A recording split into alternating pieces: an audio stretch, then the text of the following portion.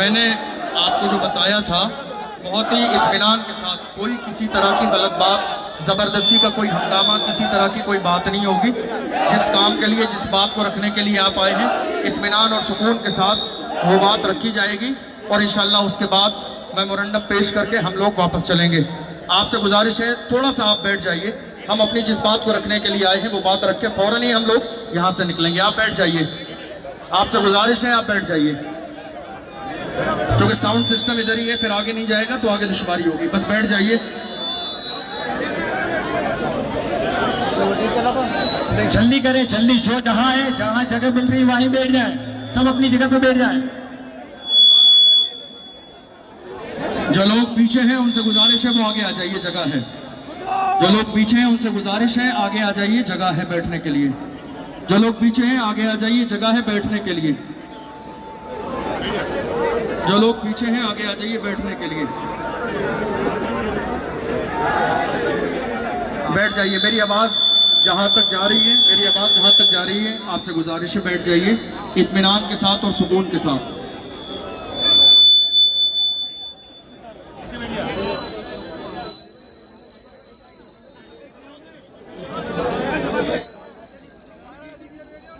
बैठ जाइए आप लोग। इशारा किया जाया करें, इशारे में बैठा करें। बैठ जाइए, जहां तक मेरी आंख नजर लग रही है बैठ जाइए। एक बार में, एक दफा में बैठ जाइए।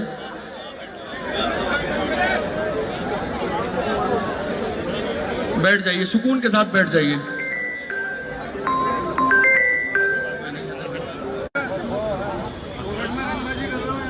आज हमारे और आपके यहाँ आने का मकसद, आपके हमारे और यहाँ आने का जो मकसद है,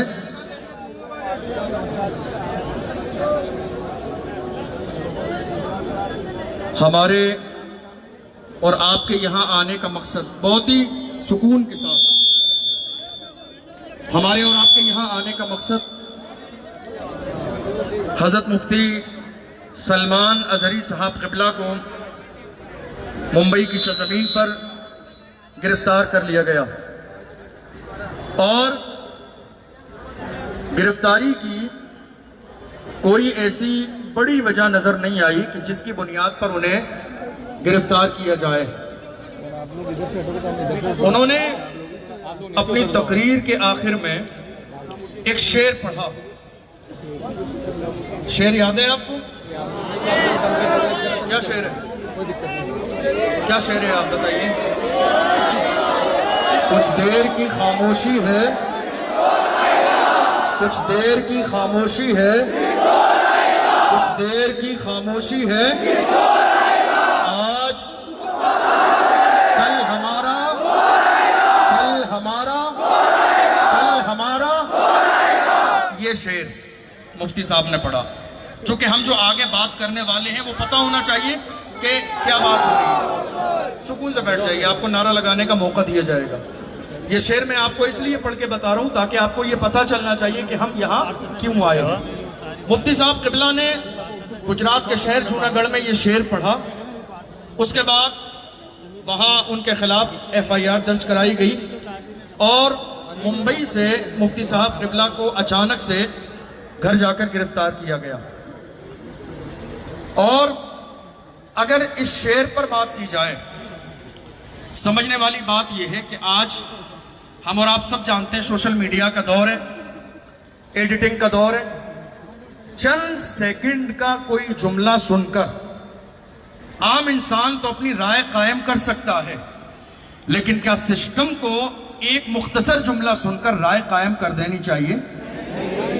क्या उसके लिए जांच नहीं होनी चाहिए? क्या उसके लिए तहकीक नहीं होनी चाहिए? क्या उसके लिए पूरा प्रोग्राम नहीं सुनना चाहिए? क्या उसके लिए पूरा बयान नहीं सुनना चाहिए? और बयान सुनने के बाद उस पूरे बयान को हमारे हिंदुस्तान के आईन के कानून के सामने रखा जाए कि वो बयान हिंदुस्तान के कानून के मुकाबले में सही है या गलत है। अगर मुल्क के कानून के मुकाबले में वो गलत हो तो मुल्क के कानून के मुताबिक सजा दी जाए। इसमें हम कोई हमदर्दी नहीं करेंगे। जो गलत है वो गलत है, जो सही है वो सही है। लेकिन बात दरअसल ये है कि मुफ्ती साहब किबला के साथ ऐसा नहीं हुआ। मुफ्ती सलमान अजहरी साहब किबला का एक जुमला सुना गया और जुमला सुनने के बाद अचानक गिरफ्तारी हुई। हालांकि तरीका यह था कि उन्हें नोटिस देना चाहिए था और नोटिस दिया जाता और उसके बाद बाज़ाब्ता इस मसले की तहकीक होती, लेकिन मुफ्ती साहब किबला को अचानक से गिरफ्तार कर लिया गया इस एक जुमले के लिए। हालांकि सही बात यह है, उनकी पूरी स्पीच सोशल मीडिया पे मौजूद है, देखी जा सकती है। उन्होंने अपनी तकरीर में किसी धर्म का नाम नहीं लिया, किसी मजहब का नाम नहीं लिया, किसी के खिलाफ बयान नहीं दिया, किसी के खिलाफ कोई बयान नहीं दिया। उन्होंने किसी धर्म का, मजहब का कोई भी ऐसा जुमला नहीं कहा। वो अपनी स्पीच मुकम्मल कर रहे थे, करते करते ये एक बहुत पुराना शेर है, बहुत पुराना शेर है जिसको पढ़कर उन्होंने अपनी तकरीर खत्म कर दी। और उससे पहले जैसा कि वीडियो में है, गालिबन वो इजराइल या फलस्तीन के मौजू पर बात कर रहे थे। अब गौर करने वाली बात है, अगर कोई यहाँ ये कहने लगे कुत्ते भौंक रहे हैं तो मैं तो बुरा नहीं मानूंगा, मैं बुरा मानूंगा? मैं इंसान हूं, मैं इंसान हूं, मुझसे नहीं कहा है, मुझसे तो कहा ही नहीं है, मैंने क्यों बुरा मानना है? मुफ्ती साहब किबला ने अपना बयान इस अंदाज में मुकम्मल किया और मुफ्ती साहब किबला को गिरफ्तार कर लिया गया इस एक जुमले पर। हालांकि सही बात यह है, अगर कोई इस हवाले से बात करना चाहे तो इससे ज्यादा बड़े बड़े जुमले आज सोशल मीडिया पर मौजूद हैं, और अगर कोई इनकार करना चाहे तो हम दलाइल के जरिए, दलीलों के जरिए यह बात साबित कर देंगे। ये वो दौर है कि इंसान बोलने वाला मुकर नहीं सकता है। ये वो दौर है कि आज YouTube पर सारी चीजें मौजूद हैं। आपने कब बोला, कहां बोला, क्या बोला, किस लिए बोला, किसके सामने बोला। मुफ्ती सलमान साहब ने अपनी तकरीर में एक आखिर में शेर पढ़ा, लफ्ज़ कुत्ता कहा, सारे लोग उनकी बगावत करने लगे। लेकिन हाल यह है कि इसी हिंदुस्तान की सरजमीन पर, थोड़े से जमाने पहले की बात है, हरिद्वार की सरजमीन पर धर्म संसद हुई। देखा नहीं देखा आपने? मौजूद है, गूगल किया जा सकता है, यूट्यूब पर देखा जा सकता है। वहां पर बाज़ाब्ता ये ऐलान किया गया 20 लाख मुसलमानों का कत्लेआम किया जाए, ऐलान किया गया, वीडियो मौजूद है, देखी जा सकती है। उसी धर्म संसद में यह भी ऐलान किया गया कि अगर आपको सलामत रहना है या तो मरो या मारो। उसी धर्म संसद में यह भी ऐलान किया गया कि अगर तुम्हें हिंदुस्तान की सरजमीन पर सलामत रहना है तो तुम्हें हाथों में हथियार उठाने पड़ेंगे। जरा जुमले को एक दूसरे के सामने रखकर गौर कीजिए, जरा गौर कीजिए।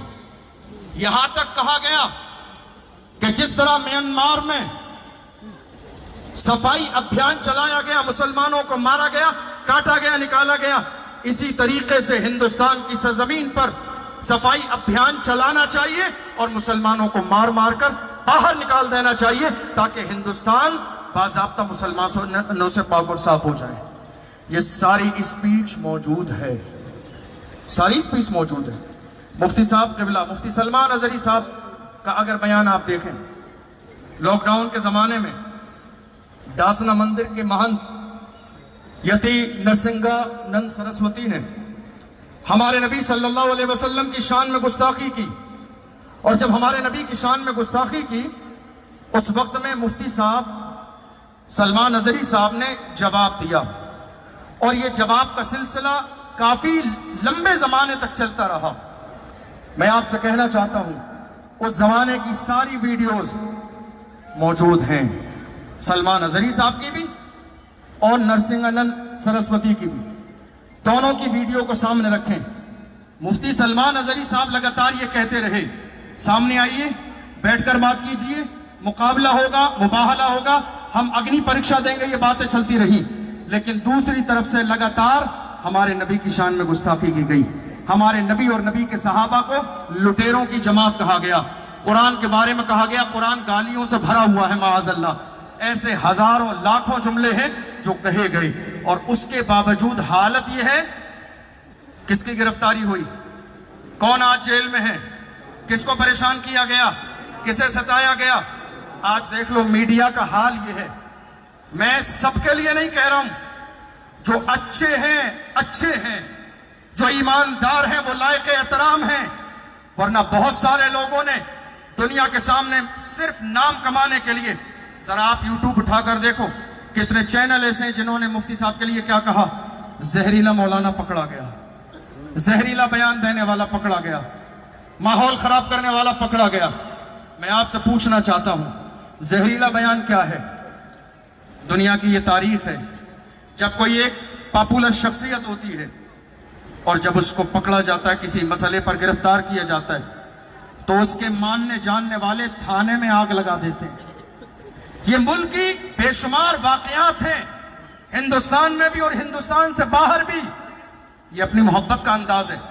मैं मुफ्ती साहब के बारे में खबर दे रहा हूं आपको, ऐसा बहुत सारी मिसालें हैं। मुफ्ती साहब जिस दिन गिरफ्तार किए गए, जैसे ही सलमान अजहरी साहब को गिरफ्तार किया गया, ले जाया गया थाने में, उनसे मोहब्बत रखने वाले लोगों का एक बहुत बड़ा जम्मे गफीर पूरा हुजूम आके थाने के सामने खड़ा हो गया। नारेबाजी होने लगी, रिहाई के नारे लगने लगे। जब पुलिस प्रशासन से भीड़ जो है कंट्रोल न हुई, तो उन्होंने माहौल को शांत करने के लिए सलमान अजहरी साहब को बुलाया, विंडो के सामने खड़ा किया, उसकी वीडियो मौजूद है, और कहा, सलमान साहब ये भीड़